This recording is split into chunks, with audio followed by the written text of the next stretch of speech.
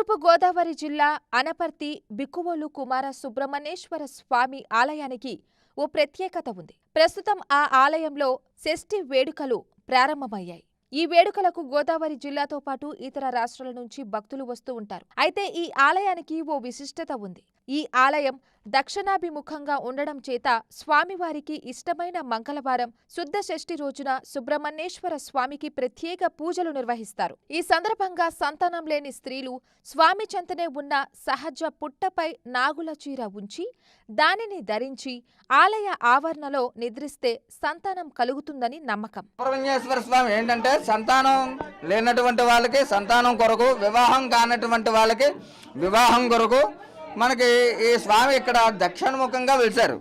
అంటే మామూలుగా బ్రహ్మచారికే చాలా విశేషమైనటువంటి పౌరన్, అందులోనూ దక్షిణ ముఖాన్ని చూస్తున్నట్టుగా, దక్షిణముఖం అంటే వామాచార పద్ధతిలో వామాచార ముఖాన్ని చూస్తున్నట్టుగా వెలిసినటువంటి స్వామి మనకి ఇక్కడ పుట్టతో సహా ఆయన ఇక్కడ వెలిసినటువంటి విశేషమైనటువంటి చరిత్ర కలిగినటువంటి దేవాలయం ఉండేది.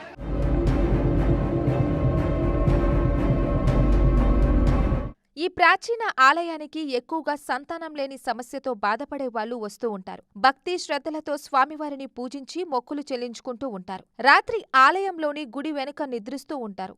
అలా నిద్రిస్తున్న సమయంలో వారి కలలో పూలు పండ్లు కనిపిస్తే పిల్లలు కలుగుతారని భక్తులు నమ్ముతూ ఉంటారు. సుబ్రహ్మణ్య షష్ఠి రోజు అది చాలా స్పెషల్ డే సుబ్రహ్మణ్య స్వామికి. ఆ రోజు వచ్చి ఇక్కడ పడుకుంటే కనుక ఆ పడుకున్నప్పుడు కలలో ఆ దేవుడు మనకి కనిపిస్తారనమాట. ఏదో ఒక రూపంలో, అది పండు అవ్వచ్చు, కాయ అవ్వచ్చు, లేదా సర్పం అవ్వచ్చు, లేదా సుబ్రహ్మణ్య స్వామి రూపమే అవ్వచ్చు. ఏదో ఒక రూపంలో ఆయన కనిపిస్తారు. అలా కనిపించినప్పుడు ఆయన మనకి సంతానానికి కరుణించినట్టు. షష్ఠి రోజున స్త్రీలు తమ కోరికలు ఫలించిన తర్వాత పుట్టిన పిల్లలను తీసుకుని వస్తారు. వారికి ఇక్కడ పూజలు, అభిషేకాలు చేయించడం ఒక ఆచారంగా సాగుతుంది. ఇలా భక్తులు బిక్కువోలు సుబ్రహ్మణ్యేశ్వర స్వామివారి మొక్కు తీర్చుకుంటూ ఉంటారు.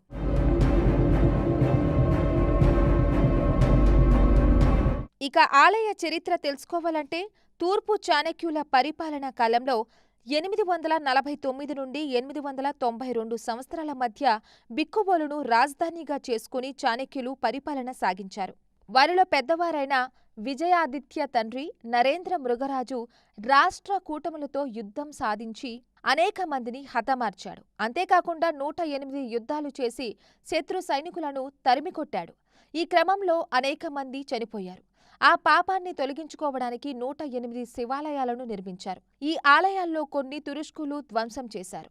3 ఆలయాలు గ్రామ సరిహద్దులు ఉండగా క్షేత్ర పాలకుడిగా మహావిష్ణువు, లక్ష్మీదేవి ఆలయం కూడా ఉంది. సుబ్రహ్మణ్యేశ్వర స్వామి ఆలయంలో ఇప్పటికీ సహజంగా ఏర్పడిన పుట్ట దర్శనమిస్తుంది. మరిన్ని వీడియోస్ కోసం ఛానల్ ని సబ్స్క్రైబ్ చేయండి. లేటెస్ట్ అప్డేట్స్ కోసం వాట్సాప్ ఛానల్ ని ఫాలో చేయండి. అండ్ లింక్ డిస్క్రిప్షన్ లో ఉంది.